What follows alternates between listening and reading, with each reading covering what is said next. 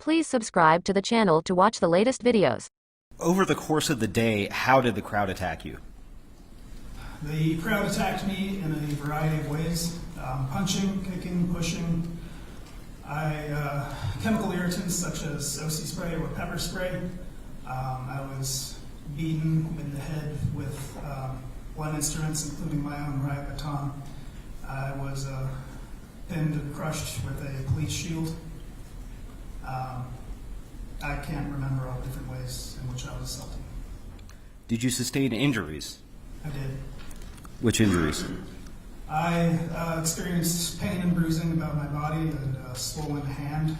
I had a large contusion on my head from being struck with my riot baton, which I believe resulted in a concussion, as I experienced a headache for about 2 weeks after the fact. I had lacerations in the face, bleeding from the mouth, and pain in my eye from where someone attempted to gouge it out. Tell us what was going through your head when you were being attacked that day. I was afraid. I was afraid for my life and for that of my colleagues. I was afraid for the people in the United States Capitol building. I was afraid for Congress, Vice President, and what these people would do to them and how it would affect our democracy. Police officers were called January 6 at Colorado hearing to kick Trump off ballot.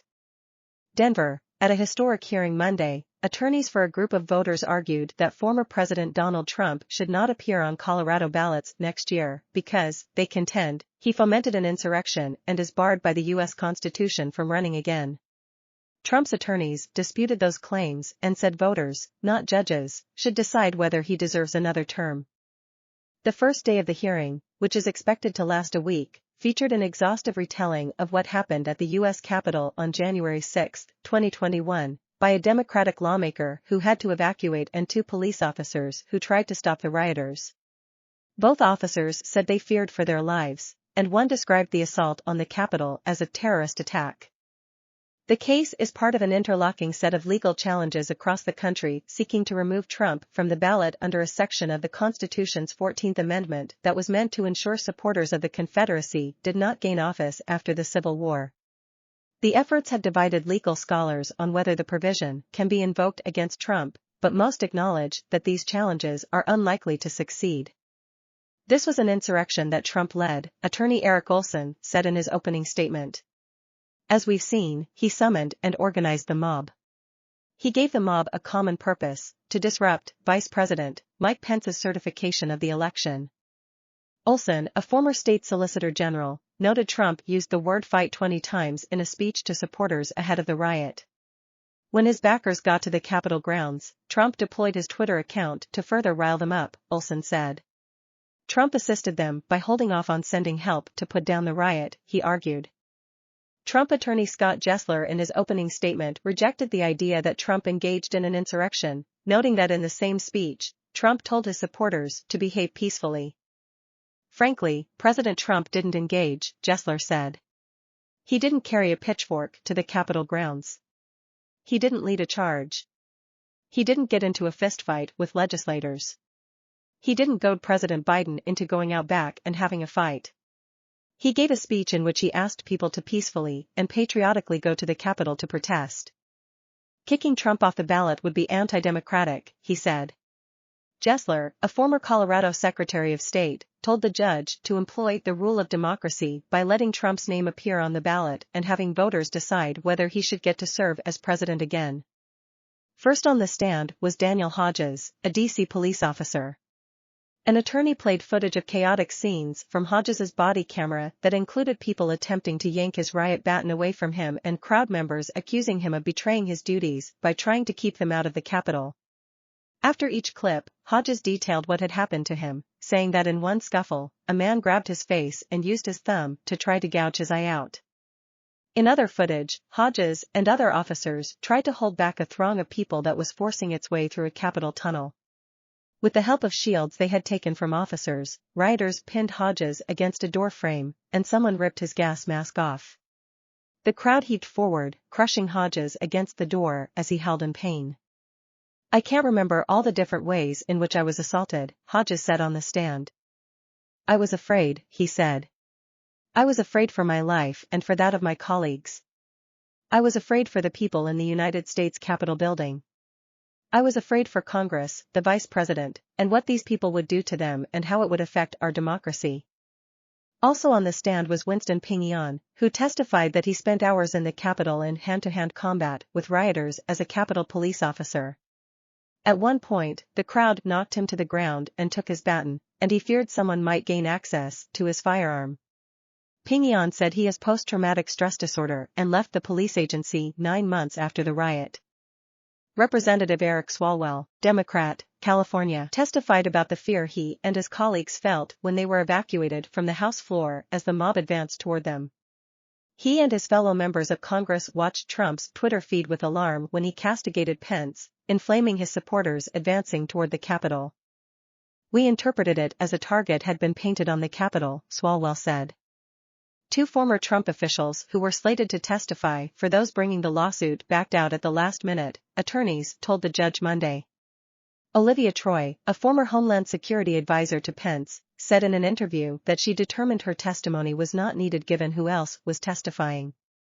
Ratified in 1868, the 14th Amendment granted citizenship to people born or naturalized in the United States and guaranteed civil rights and the protection of the law to all Americans, including those who were formerly enslaved. In addition, its lesser-known Section 3 barred people from holding office if they had sworn an oath to the Constitution and then gone on to engage in an insurrection or aided or comforted the nation's enemies. Trump has dismissed the cases as a form of election interference, and one of his top spokespeople, Jason Miller, was at the courthouse Monday to make the same point.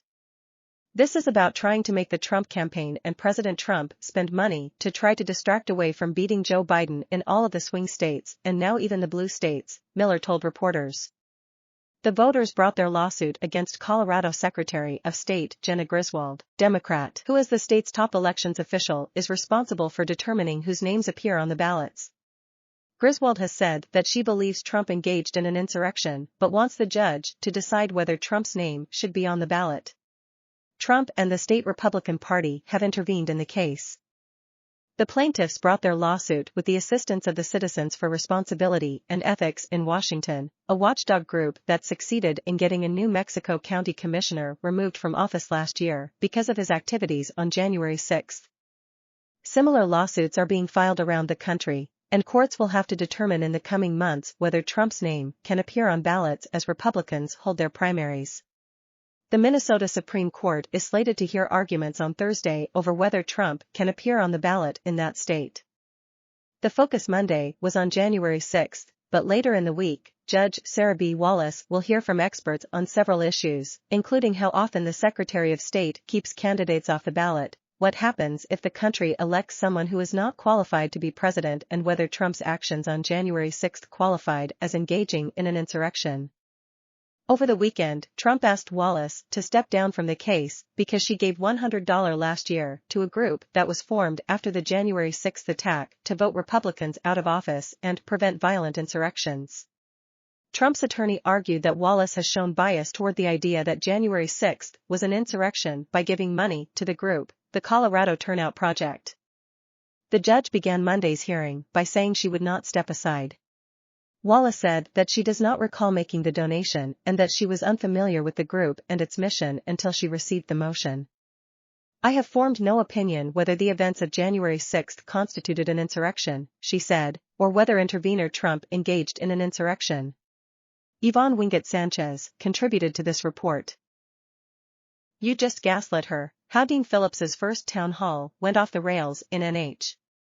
Manchester, New Hampshire, Representative Dean Phillips, Democrat, Minnesota, says he will host 119 town halls in his long-shot primary challenge against President Biden.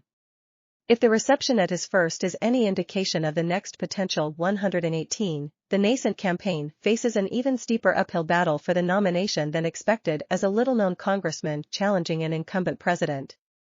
Speaking in a theater here less than a week after announcing his campaign, Phillips faced screaming and profanity from voters disappointed in his response to a question on a ceasefire in the Middle East.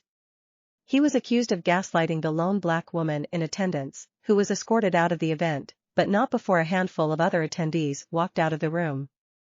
The tense moment reflects the impassioned debate and nuanced positions within the Democratic Party over the Israel-Gaza war and underscored the question of whom exactly Phillips hopes to appeal to with his campaign. Though many Democrats express a desire for an alternative to Biden, it is unclear if Phillips is the candidate they are looking for. The Minnesota congressman confronted the tough realities of being a late and little-known entrant to the presidential race while seeking to find a rhythm on the trail at the town hall, which, like his campaign launch, was unusual. At the Rex Theater, Phillips's crowd was small and appeared to be largely made up of staff members, family, and friends. The atmospherics were atypical. A loud live musical performance featuring his singing wife kicked off the event, followed by 3 separate introductory videos, one of which included bizarre commentary on his old haircut and a visibly prominent security presence. Around an hour into the meandering town hall here Wednesday, 23-year-old Democrat Ju.dy By.ington rose to ask Phillips to support a ceasefire in the Israel-Gaza war. Phillips blinked rapidly as Chon asked her question, and then began his response by turning around the question to ask her about how she feels about the Israelis killed by Hamas. I'm going to answer each of your questions, but I have to tell you, I took note that you didn't mention, how do you feel about the Israeli babies? And moms and dads and grandmas and hostages in Gaza who were brutally murdered? I just want to hear, before I answer your question, if that empathy is across humanity or only for Palestinians right now? Phillips responded to Chon, a Manchester resident. He interrupted before she replied, I am completely empathetic to them. Phillips repeatedly invoked his multiple visits to Israel in the past year and his role as the ranking Democrat on the Foreign Affairs Subcommittee focused on the Middle East, and told Chon, you and I are the same. Though he said he was horrified and disgusted when I see Palestinians slaughtered, and denounced Hamas as an enemy of both Israel and Palestinians, he did not answer her follow-up questions about why he is not calling for a ceasefire. At one point, he pointed in defense to his friendship with Representative Ju.dy By.ington, Democrat, Michigan, the only Palestinian-American member of the House and one of several House Democrats calling for a ceasefire. I care deeply about Palestinian lives. Ju.dy By.ington, my Palestinian sister, is my friend. I'm her Jewish brother. Phillips and Chon then debated whether she was being antagonistic, and when she said she hoped he would change his position on the ceasefire, the event devolved into a shouting match. They're U.S. bombs, that's the FING problem, chimed in a man from across the room. A person seated in the same row as Chon shouted out that Phillips had not answered her question, and said, you just gaslit her instead, before getting up and walking out of the event. I gaslit? Phillips asked, as more voices chimed in, you did, before Chon was escorted out of the town hall by 3 staffers. She accused Phillips of not caring about Gazan children, and he again turned around the issue to focus on Israelis. But the question of a ceasefire continued to haunt Phillips after Chan's exit. A black man, one of only a few at the event, asked if white supremacist and hate groups should be categorized as terrorists, to which Phillips responded, those are terrorists, 100%. The man then asked if that means bombs should be dropped on states such as Alabama to eradicate said groups, to which Phillips responded that Ku Klux Klan is different from Hamas and again challenged attendees, saying they had not asked about the welfare of Israelis. Another woman sounded as if she might cry when she asked how killing Palestinians is making what happened to Israelis better and if there were no other solutions to the conflict. Phillips again responded with a query, asking the 2 questioners for their ideas on how to fix the situation. He again returned to the idea that Israeli babies are also important, a stance none of the questioners disputed. After the event, the campaign initially tried to prevent reporters from speaking to the candidate, until Phillips agreed to take some questions, though he then criticized the media for only focusing on the exchange with Chon. Asked to clarify his stance on a ceasefire, he said, of course I support a ceasefire when Hamas is no longer in a position to murder Israelis. Biden on Wednesday was likewise asked by a protester to call for a ceasefire, and in response called for a pause to give time to get the prisoners out. Phillips, who has a long history of supporting Biden, in response said he supports whoever is the president at a time of war. The town hall was unconventional from the beginning. Unlike most candidate events, during which attendees can enter freely, members of the press and attendees entered through a metal detector and had their bags checked before entry, a level of security typically only employed by Biden and former President Donald Trump, who both have Secret Service protection. A deep security staff was noticeable around the room during the town hall, as were a large number of campaign photographers and videographers and advanced staff members. In one corner, there was even a camera jib, a crane device often used to film over the heads of huge crowds, that appeared about 12 feet long and swung over the attendees to film the event. Most candidates currently running for president employ a single digital or communications staffer to capture content at their events for promotional materials. After an unknown voice over the venue speakers announced the beginning of the event, 3 videos played in succession showed Phillips's pathway to launching his campaign and the official kickoff in New Hampshire last week, a clip of an interview on Meet the Press, an old video from his initial run for Congress, and then a hype tape showing portions of his campaign launch set to cinematic music. Following the video debuts, former New Hampshire State House Speaker Steve Shurtleff spoke and teed up another video, this time featuring the voice of Phillips's deceased father singing. Only after that tape focused on Phillips's childhood then did the event begin. For some Democrats, who are dissatisfied with their current options and optimistically came to hear out Phillips, the exchange regarding a ceasefire deterred their support. Ted Boson, a retired attorney from Berlin, New Hampshire, followed Chon out of the event and embraced her, thanking her and saying he drove 3 hours to ask the same question about a ceasefire. Boson, who said he was a lifelong Democrat, said, "I think there needs to be a contest. I'm glad he's doing what he's doing, I'm disappointed in that response." He said that he would urge Phillips to change his position and that he would not support him if he doesn't change it. Speaking to reporters outside the event, Chon said that she supported Biden in the 2020 primary and general election but doesn't think she can support him again and that she is not considering supporting Phillips. Earlier in the event, Chon could be heard saying, "Is it?" in response to Phillips saying that Representative James E. Clyburn's assertion that he is disrespecting black voters by focusing on New Hampshire is sad and wrong. Democrats changed their presidential nominating calendar to have South Carolina lead the nominating contest in 2024, instead of Iowa and New Hampshire, as part of a push for more diversity. Chon said Phillips's response on a ceasefire felt smug, arrogant and flippant. As she decried Democrats not doing enough, in her view, to prevent more Palestinian deaths, a staffer for Phillips opened the door of his red, white and blue campaign bus and walked directly behind her, not heeding the visibly upset Chon, to let Phillips's dog, Henry, relieve himself nearby. "I'm a black person, sitting out would be one of the hardest things for me to ever do. There are people who died for my right to vote," Chon said through tears minutes later. "I feel like I'm being put in a very precarious situation because I never want to disrespect my ancestors. I'm gonna have to vote for somebody, and it's going to be hard, because everyone who is running right now, they're all not people I would ever want to vote for." As Henry ran through a crowd of reporters who surrounded Phillips as he left the event, the congressman said that he intended to be radically hospitable to press and that he would return to New Hampshire next week. Former Speaker Nancy Pelosi defends support for Israel's response to Hamas. She also reiterated her support for a two-state solution and her criticism of the Israeli government's settlement policies. Former House Speaker Nancy Pelosi, Democrat, California, defended her party's strong support of Israel's counterattack on Hamas on Thursday, pushing back against recent dissent among some of her party's voters and protesters outside her San Francisco home.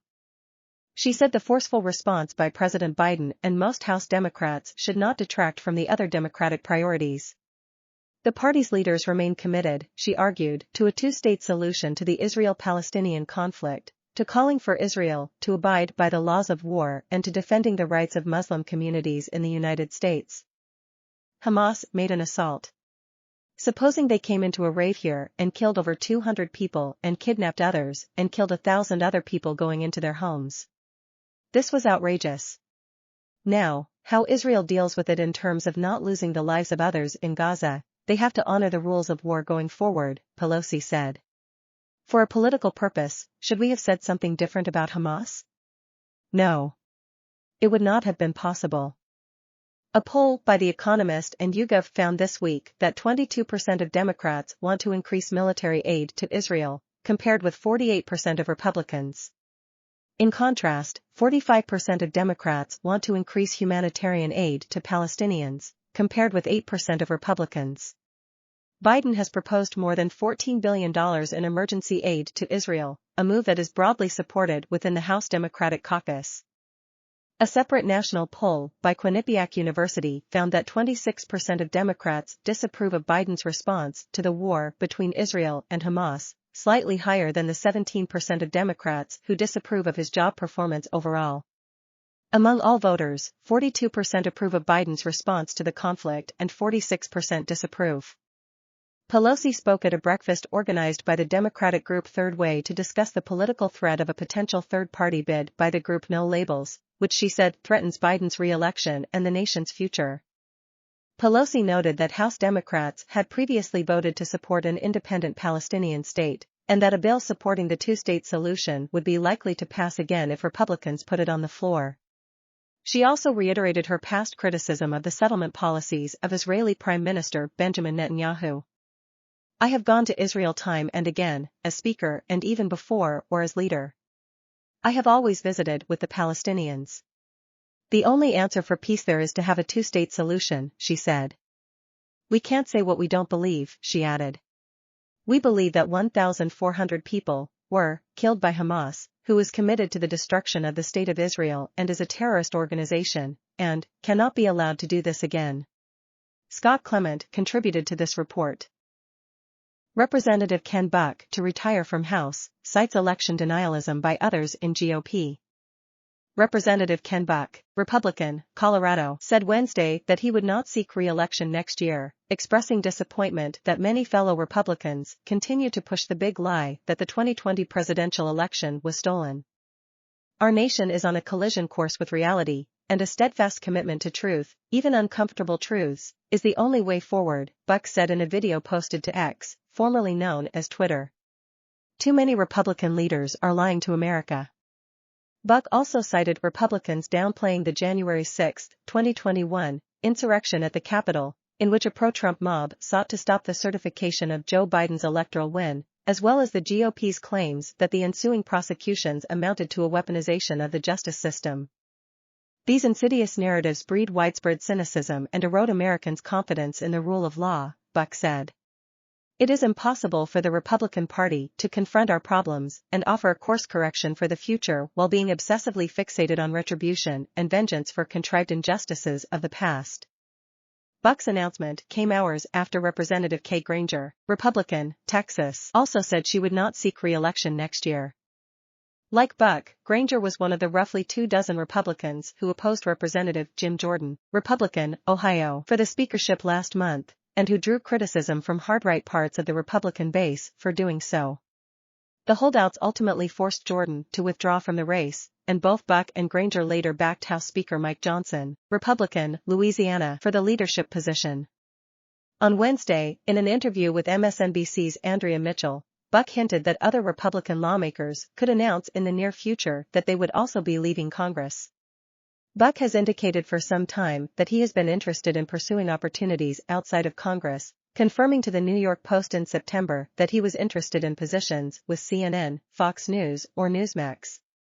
Former President Donald Trump cheered and mocked Buck's decision Wednesday night, deriding the Colorado Republican as someone who knew long ago he could never win against MAGA, a reference to Trump's "Make America Great Again" campaign slogan. Buck has clashed with the majority of the Republican conference in recent months, notably for opposing his party's launch of an impeachment inquiry into Biden. In a September op-ed for The Washington Post, Buck criticized the inquiry as one that relied on an imagined history. Impeachment is a serious matter and should have a foundation of rock-solid facts," Buck wrote then. Buck was also one of 8 Republican lawmakers who voted with Democrats to oust Representative Kevin McCarthy, Republican, California, from the speakership last month. During the Republicans' struggle to elect a new speaker, Buck steadfastly opposed Jordan over his election denialism. Last month, Buck told NBC News that he had received death threats and a notice of eviction from his office in Colorado because his landlord was upset about Buck's vote against Jordan for speaker. Buck said then that he did not blame Jordan but pundits and groups putting out misinformation and hateful information. If we're going to solve difficult problems, we've got to deal with some very unpleasant truths, or lies, and make sure we project to the public what the truth is, Buck told Mitchell on Wednesday. Buck expressed some optimism that Republicans would unite behind very important issues, including funding for Israel and Ukraine, as well as a stopgap funding bill to avoid a government shutdown on November 17. I think there are a lot of major issues that we will unite behind, Buck said. Colorado judge weighs if Trump incited an insurrection, can run again. Denver, a Colorado judge is weighing whether Donald Trump incited an insurrection and is barred from running for president again. During a hearing this week, she has heard about 19th-century constitutional debates, how and when the National Guard is deployed, free speech rights and jokes cracked by Trump advisors about the January 6, 2021, attack on the U.S. Capitol. The case, one of many challenging Trump's ability to serve under an 1868 provision of the Constitution, stands out because the judge overseeing it is holding an unusual week-long trial to help make up her mind. She has heard from constitutional scholars, police officers who were assaulted on January 6, members of Congress and Trump advisors who met with the outgoing president days before the riot. The hearing is expected to conclude Friday, and Denver District Judge Sarah B. Wallace is expected to rule this month, as cases in other states move along briskly. On Monday, Trump filed a lawsuit in Michigan after a judge declined to let him intervene in a case seeking to prevent him from appearing on the ballot there. On Wednesday, a federal judge threw out a challenge in New Hampshire. And on Thursday, the Minnesota Supreme Court heard arguments over his ability to run there. All of the cases center on Section 3 of the 14th Amendment, which bans people from holding office if they engaged in an insurrection after swearing an oath to the Constitution. It was ratified 3 years after the Civil War ended to prevent Confederates from holding office. The lawsuits argue that Trump incited armed supporters to attack the Capitol to prevent Congress from certifying Joe Biden's victory. Trump's attorneys contended he did not inspire or participate in an insurrection, and they summoned his former advisors to the stand to testify. Trump wanted 10,000 or more National Guard members in Washington on January 6 to guarantee the protest was peaceful. Kash Patel, who served as Chief of Staff to Acting Defense Secretary Christopher C. Miller, testified Wednesday that Trump authorized 10,000 to 20,000 National Guard members to assist law enforcement days before the January 6 attack. About 340 were deployed that day to assist with traffic control and other minor tasks, but more weren't sent because local authorities did not ask for further assistance, Patel testified. Absent those requests, we were under the advisement of our legal offices, counsels that we could not activate the National Guard, Patel said. His comments were at odds with testimony a day earlier from Syracuse University law professor William Banks, an expert on national security and counterterrorism. Banks testified that Trump as president had broad powers to send the D.C. National Guard, FBI, Secret Service, Department of Homeland Security and other law enforcement agencies to the Capitol to help quell the violence without authorization from anyone else. He would need no request or permission from anyone else, Banks said of Trump's ability to send the D.C. National Guard. Banks said there was nothing in the public record showing Trump had authorized thousands of National Guard troops. He noted the president commands the D.C. National Guard and said he should have deployed troops by early afternoon, as soon as he learned of the violence at the Capitol. Trump did not act for hours. Former Trump spokeswoman Katrina Pearson said she was brought in to help with the January 6 rally a few days beforehand because of infighting among the organizers. She said Trump told her at a January 4 meeting that he wanted 10,000 National Guard members present to prevent problems. He goes, "Let's just have 10,000 National Guard and then that way we won't have any problems," she testified. On cross-examination, lawyer Eric Olson displayed a copy of text messages between Pearson and Max L. Miller, who was a Trump aide at the time and was elected to Congress last year. In one message after the Trump meeting, Miller told Pearson that he was just glad we killed the National Guard and a procession. Pearson reacted to the comment with a heart emoji. In another message, Pearson made light of the attack on the Capitol less than 24 hours after it happened by sending Miller a photo of a rioter hauling the lectern for then-House Speaker Nancy Pelosi, Democrat, California, through a hallway. "You have to admit that seeing Nancy Pelosi's lectern being carried away by a Trump supporter is pretty damn funny," she wrote. Asked on the stand about the message Wednesday, Pearson said, "Yes, it was hysterical. Amy Kramer, chairwoman of Women for America First and one of the organizers of the January 6 rally on the Ellipse, testified Thursday that the crowd that had gathered to hear the president was peaceful and upbeat. She called them patriotic, freedom-loving Americans. It was just a happy, joyful occasion, and you could see it on people's faces, she testified. Later, lawyers for those bringing the lawsuit showed a video of Trump urging his supporters to march to the Capitol and some in the crowd soon after yelling, "Invade the Capitol." Kramer said she had never seen the video before and said those who attacked the Capitol were not patriotic. Those bringing the lawsuit have dedicated part of the week to arguing that January 6 qualified as an insurrection. Gerard Magliosa, an Indiana University law professor who has studied the 14th Amendment, cited an 1828 dictionary to show that insurrection was defined at the time as rising against civil or political authority and the open and active opposition of a number of persons to the execution of law in a city or state. Members of Congress in the 1860s believed that a person did not have to take up arms to participate in an insurrection and that speech alone could qualify one as an insurrectionist, he said. Magliosa noted that Congress declined to seat one member because he had written a letter to the editor in support of the Confederacy and another because he had given $100 to his son before he joined the Confederacy. Trump's attorneys called Representative Ken Buck, Republican, Colorado, to the stand Thursday as they sought to show the House's report on the Capitol attack was incomplete. Buck testified that the committee overseeing the investigation did not include all perspectives and didn't explore some aspects of the decision not to deploy more National Guard members. In disparaging the attack on the Capitol, Buck also provided testimony that could prove helpful to those bringing the lawsuit. "I thought what happened on January 6 was obviously bad," Buck testified. "It was a riot in the Capitol building. It was meant to disturb a proceeding." Buck's description of what happened on January 6 resembles the definition of insurrection that Magliosa said was used at the time the 14th Amendment was adopted. Buck took the stand a day after announcing he would not seek re-election in a video that said too many Republican leaders are lying to America. Trump welcomed his departure, calling him weak and ineffective even though he is using his testimony to try to get on the ballot in Colorado. In an interview, Buck said he was testifying to keep Trump on the ballot because I'm a Constitution guy.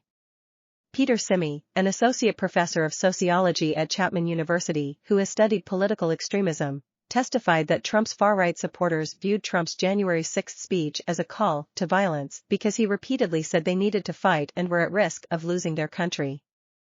During that speech, Trump also said they should peacefully and patriotically protest. Simi said extremists put little stock in that comment, in part because Trump put far more attention on fighting than acting peacefully. In far-right extremist culture, fighting is to be taken literally, he said. Trump attorney Scott Gessler downplayed the use of the word fight, noting that the phrase is commonly used by politicians. He played a montage of Pelosi, Vice President Harris, and other high-profile Democrats telling their supporters to fight. On Thursday, the Minnesota Supreme Court heard arguments in a similar case. Justices asked pointed questions about whether states should be wading into this debate or if this was a question best left for Congress. Throughout the hearing, which lasted about 90 minutes, they noted the 14th Amendment's clause on insurrection does not specifically state whether it applies to the presidency, and they debated what constituted involvement in a rebellion against the Constitution. Chief Justice Natalie E. Hudson said she was concerned about the prospect of creating just chaos if the question is decided differently by various states. You have the potentiality of 50 different states, depending on the nature of the statutes in those states, deciding this question differently, deciding whether states have the right to determine who's eligible for national office, and that concerns me, she said. Ron Fine, an attorney for the voters who brought the lawsuit with the help of the group Free Speech for People, said it was the duty of the court to answer the eligibility question. Nicholas Nelson, a lawyer for Trump, said the question was political, not judicial. In another case, a federal judge on Wednesday threw out a challenge to Trump's candidacy in New Hampshire brought by John Anthony Castro, a self-described long-shot Republican candidate for president who is bringing a slew of lawsuits trying to bounce Trump from the ballot state by state. Judge Joseph N. LaPlante dismissed the New Hampshire case, writing that Castro didn't have the authority to bring the lawsuit because he wasn't actively campaigning for president and has not provided any evidence suggesting that he has voters or contributors in New Hampshire or anywhere else. What's more, the judge ruled that Congress and presidential electors, not courts, are the ones to determine whether candidates are eligible to serve as president. The cases across the country are moving relatively quickly because states will begin holding caucuses and primaries in January. If any state knocks Trump off the ballot, the U.S. Supreme Court is expected to weigh in and resolve the issue for all states. Sanchez reported from Phoenix. Lee and Caldwell in Washington contributed to this report. Nikki Haley jokes about fellow presidential candidate Ron DeSantis's boots. "We'll see if he can run in M," Haley said of her GOP rival, who has been accused of using footwear to appear taller. Nikki Haley poked fun at one of her rivals in the Republican presidential campaign, Florida Governor Ron DeSantis, over allegations he is wearing boots with added insoles to make him appear taller. "Are you wearing higher heels than Ron DeSantis next week at the debate so you can look taller than him on the stage?" Charlemagne the God, guest host of Comedy Central's The Daily Show, asked Haley on Wednesday night. "I don't know. We'll have to figure that out," said Haley, the former United Nations ambassador and the only woman in the Republican presidential field. Then she added, "I've always talked about my high heels. I've always said, don't wear them if you can't run in them. So we'll see if he can run in them." The campaign of former President Donald Trump, whose lead in polls over his GOP rivals has grown larger in recent months, has made boot jokes about DeSantis for months, but the discussion about the heeled footwear broke into the mainstream in a big way this week. Haley's joke came a day after Politico magazine published an analysis in which 3 experts in bootmaking and shoemaking explained why they believed there was truth to the idea of DeSantis boosting his height with footwear.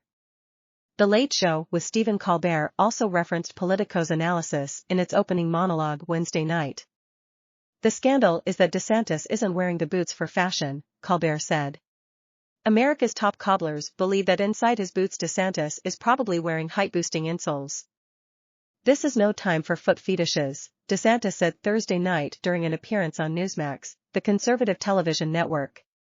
"We've got serious problems as a country," he told host Eric Balling, before announcing a challenge to the frontrunner.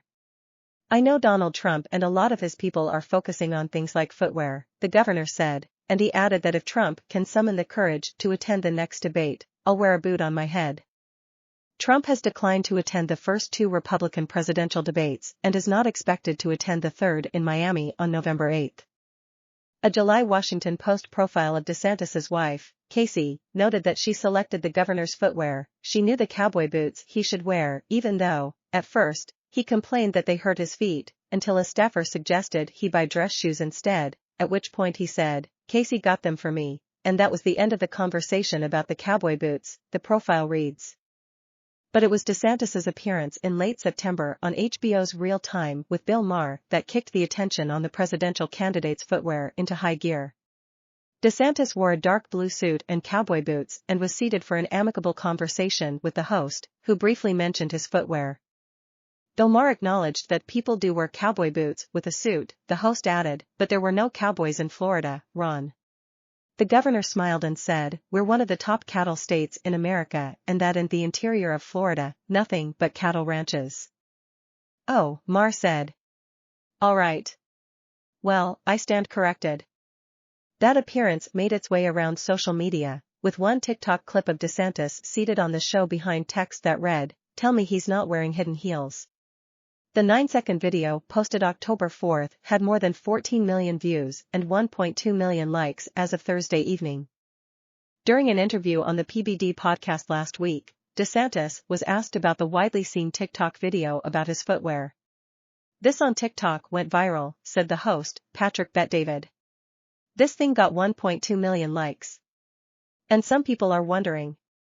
DeSantis interrupted to say he was unaware of what the host was talking about. "What are they?" "I don't even I haven't seen that," he said. "They have not shown this to you?" "Okay," Bet-David said.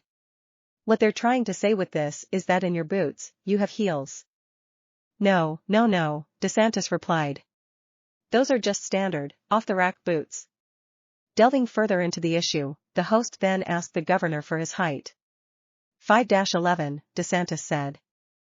Okay. Why don't you wear tennis shoes and dress shoes? Bet David asked. DeSantis replied that he does, when he works out. Speaking at a rally Thursday in Houston, Trump mentioned the boots as he recalled DeSantis asking for his endorsement in his gubernatorial race. Tears in his eyes, nobody would even believe it, Trump said. I don't know if he was wearing those same boots. I didn't notice that. I don't care either. That I don't care about. Marianne Levine contributed to this report. Hearings begin as Trump critics attempt to kick him off ballots. Lawsuits in Colorado and Minnesota center on the 14th Amendment, which bars those who engage in an insurrection from running for office. In two courtrooms 900 miles apart, judges next week will begin to weigh an unprecedented and historic question: is former President Donald Trump eligible to run for office again given his alleged role in the January 6, 2021, riot at the U.S. Capitol? Starting on Monday in Denver, a week-long hearing featuring witnesses and legal scholars will explore whether January 6 qualified as an insurrection, which could bar Trump from the ballot in Colorado. On Thursday, the Minnesota Supreme Court will hear arguments about whether an obscure part of the Constitution might keep Trump off the ballot there. In coming weeks, courts around the country might hold similar proceedings. The legal strategy, pursued by an unusual mix of conservatives and liberals, is unlike any tried before against a candidate for president.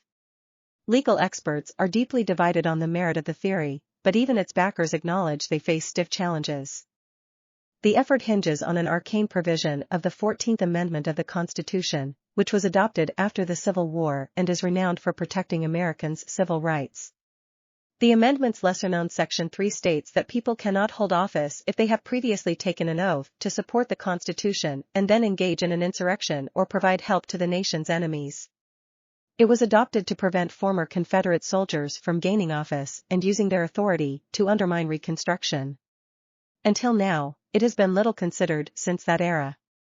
It comes out of nowhere and moved from being a really off-the-wall possibility to a very serious potential disruption of the presidential contest, said Kurt Lash, a law professor at the University of Richmond who wrote a recent law review article exploring the ambiguities of Section 3. Trump has cast these lawsuits as nonsense and election interference. This is like a banana republic, Trump told conservative radio host Dan Bongino last month. The debate over interpretations of that section will move into the courtroom on Monday, as the hearing begins in Denver over a lawsuit brought by Republican and independent voters, including a former GOP leader in the Colorado legislature. It's unclear who will testify, but witnesses could include people who saw the attack on the Capitol unfold before them. A 5-day hearing. I'm a little blown away by this prospect, said Derek Muller, a University of Notre Dame law professor who has closely followed the cases. Can you imagine this process happening simultaneously in 50 states around the country? It's a wild process to think about. The lawsuits put an unusual wrinkle into a presidential contest that is already unpredictable. Trump is trying to fight off criminal charges in 4 cases, 2 of them centered on his efforts to reverse the 2020 election. The attempts to keep Trump off the ballot have buoyed critics of the former president, but the efforts could blow back on them. Some voters may perceive the lawsuits as political attempts to sideline a candidate who remains popular among Republicans, said Julia Azari, a professor of political science at Marquette University. It sort of may be likely to replicate the impeachment process in terms of its political dynamics, which is that it looks like you're using a vague provision in the Constitution to do whatever you want, she said. Trump's opponents are planning to file lawsuits across the country but carefully selected where they started. Colorado and Minnesota have laws making it relatively easy to sue over whether a candidate can be on the ballot, and Trump's critics believe they have good odds before those states' Supreme Courts.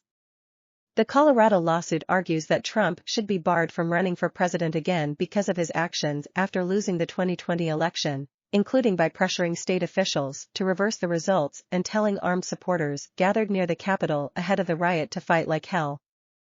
Trump's efforts to overturn the 2020 election and interfere with the peaceful transfer of power were part of an insurrection against the Constitution of the United States, attorney Mario Nicolás wrote in the lawsuit. By instigating this unprecedented assault on the American constitutional order, Trump violated his oath and disqualified himself under the 14th Amendment from holding public office, including the office of the president. Trump's attorney, former Colorado Secretary of State Scott Gessler, contends in court filings that Trump never engaged in an insurrection, noting he told his supporters to protest peacefully and patriotically. In addition, he argues Section 3 of the 14th Amendment does not apply to the presidency and courts don't have the ability to keep Trump off the ballot. The U.S. Constitution commits to Congress and the Electoral College exclusive power to determine presidential qualifications and whether a candidate can serve as president, he wrote in one filing. Courts cannot decide the issue at the heart of this case. Judge Sarah B. Wallace has not viewed it that way and is planning to hear 36 hours of arguments starting Monday. She is expected to rule by mid-November. The losing side can appeal to the Colorado Supreme Court and the U.S. Supreme Court. Legal scholars said if any state bars Trump from running, the U.S. Supreme Court will be sure to take up the matter. Its decision would settle the matter nationwide. I think it would be very good if the Supreme Court would take this at the earliest opportunity, said Josh Blackman, a professor at South Texas College of Law Houston and the co-author of a law review article contending Trump cannot be kept off the ballot under the 14th Amendment. Trump appointed 3 of the 9 justices on the U.S. Supreme Court, but they haven't always ruled his way, including in challenges he and his allies brought over the 2020 election. I don't think anyone should assume the Supreme Court is going to automatically side with Donald Trump, said Ben Clements, the chairman of Free Speech for People, an election reform group assisting with the Minnesota case and one in Michigan. The Minnesota case was brought by a former Secretary of State, a former Minnesota Supreme Court justice, a former co-chairman of a county Republican Party, and others. The state justices in that case must rule on some legal issues soon after Thursday's hearing, but may send the case after that to a lower court judge to develop a complete record. The Colorado residents brought their lawsuit with the assistance of Citizens for Responsibility and Ethics in Washington, a watchdog group that helped win a court order last year that removed a county commissioner in New Mexico from office because of his activities on January 6. The Colorado hearing could mirror that preceding one, which featured a police officer who was crushed by the mob at the Capitol, a freelance photographer who took pictures of the commissioner in the crowd, a law professor and an expert on political violence. Colorado Secretary of State Jenna Griswold, Democrat, the state's top elections official, said she expects to testify about how the state determines when to put candidates on ballots. She said she wants the court to rule on whether she must keep Trump's name off the ballot. The position that we have taken is that Trump has engaged in insurrection, and we would like a court to provide guidance for ballot access in Colorado, she said. Election officials in other states would also prefer to stay out of a political storm and have courts determine whether Trump can be on the ballot, said Michael Waldman, the president of the Brennan Center for Justice at New York University. Election officials now already are under extraordinary pressure and are distrusted and caught up in the political crossfire, he said. Many of them are nervous about having this new thing dropped on their laps. In all the cases, courts will have to consider an array of novel questions, some of them mundane and some of them philosophical. Is the president an officer under the United States? If not, Section 3 does not apply to the presidency. Is the president an officer of the United States? If not, the oath Trump took when he served as president doesn't make him subject to Section 3. Did the attack on the Capitol qualify as an insurrection? If it didn't, Trump can get on the ballot.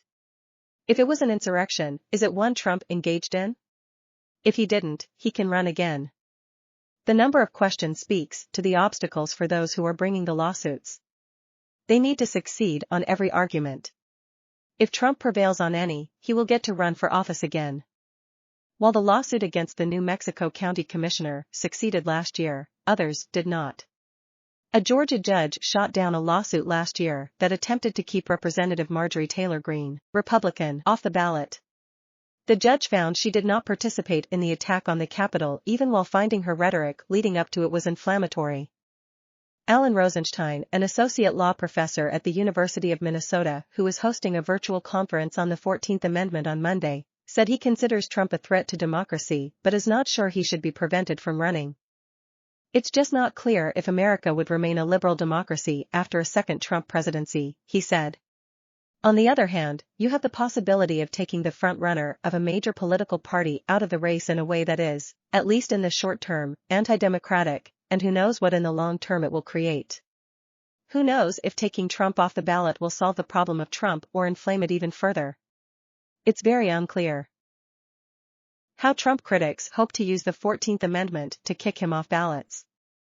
Courts around the country are beginning to consider challenges to former President Donald Trump's ability to run for office again. Here's a look at how they are playing out.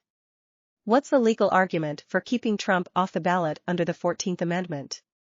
The 14th Amendment, ratified in 1868, includes a provision meant to keep those who sided with the Confederacy during the Civil War from serving in office.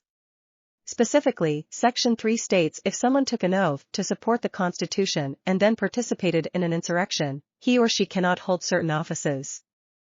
Trump's opponents have seized on that part of the Constitution with lawsuits that contend he cannot run again because of his efforts to overturn the 2020 election and his role in the January 6, 2021, attack on the U.S. Capitol. Where are the cases happening? Lawsuits are being filed across the country, and the initial attention is on ones in Colorado and Minnesota because they are moving the fastest. A judge in Denver started a 5-day hearing on Monday, and the Minnesota Supreme Court is expected to hold arguments later this week. The Colorado judge is expected to rule by mid-November. The Minnesota court is required to issue a ruling as soon as possible under state law but could send the case to a lower court judge to develop a fuller record before issuing a final decision. Who is involved? The legal theory that Trump cannot run is backed by an unusual mix of conservatives and liberals.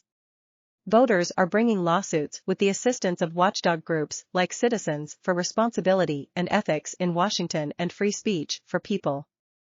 In most cases, the suits are being filed against election officials because they are the ones responsible for deciding who appears on ballots.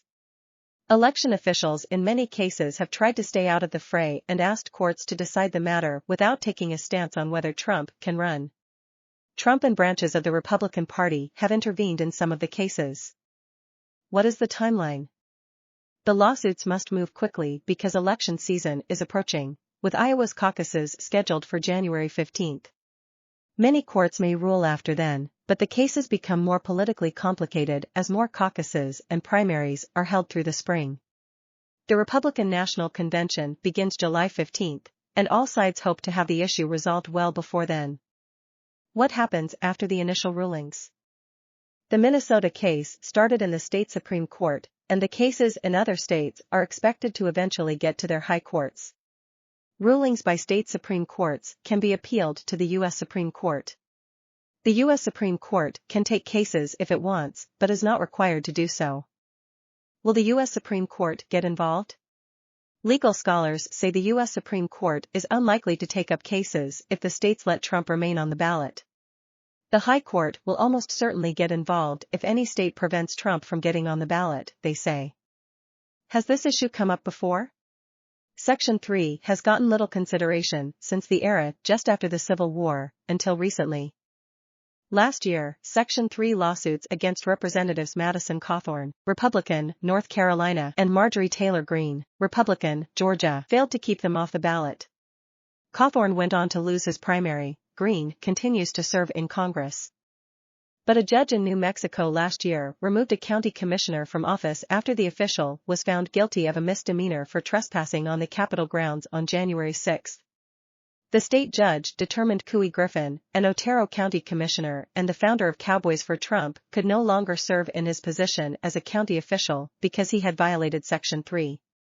It was the first such ruling since 1869, according to those who brought the lawsuit. What are the arguments against Trump? Courts will be scrutinizing the words and history of Section 3, which in full states, no person shall be a senator or representative in Congress, or elector of president and vice president, or hold any office, civil or military, under the United States, or under any state, who, having previously taken an oath, as a member of Congress, or as an officer of the United States, or as a member of any state legislature, or as an executive or judicial officer of any state, to support the Constitution of the United States, shall have engaged in insurrection or rebellion against the same, or given aid or comfort to the enemies thereof. But Congress may by a vote of 2/3 of each house, remove such disability. To kick Trump off the ballot, those bringing the lawsuits need to prove Trump meets every aspect of the section.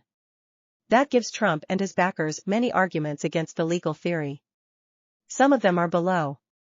Section 3 prevents some people from holding office, but does it prevent them from running? Section 3 does not say anything about running for office, and Trump supporters argue election officials and judges can't prevent him from getting his name on the ballot. If he wins, it will be up to Congress to confirm he can serve, they say. Does Section 3 apply to the presidency? Section 3 says it applies to senators, representatives, presidential electors, state offices, and federal offices under the United States, the last one being the only one that possibly applies to the presidency. Trump's backers argue those offices are for military officers and postmasters, not presidents. Those bringing the lawsuits say the presidency is clearly an office under the United States. Did January 6 amount to an insurrection? Trump's opponents say Trump cannot serve in office because he fostered an insurrection, failed to put it down quickly and cheered on the Capitol rioters. Trump's backers say the attack on the Capitol was not an insurrection, noting he has not been criminally charged with insurrection and was acquitted by the Senate after he was impeached by the House for inciting an insurrection. They argue that even if it was an insurrection, it was not one Trump engaged in because he wasn't at the Capitol at the time. Should Congress decide the issue instead of judges? Trump's supporters say Congress is the body that should determine who is fit to be president, not judges. They note Section 3 gives Congress the ability, with a 2/3 vote, to find an insurrectionist eligible for the presidency. Courts can't block Trump from running because Congress could vote in the future to stipulate that he can serve, they argue. Can Section 3 be applied on its own? Trump's supporters say Section 3 is not self-executing, meaning it cannot be used unless there is a federal law implementing it that spells out how and when it is applies. There is no such law, so there is no way to deploy the section, they argue. Trump's critics say Section 3 is clear and can be used either on its own terms or through state laws that give election officials and courts the power to determine who can be on a ballot,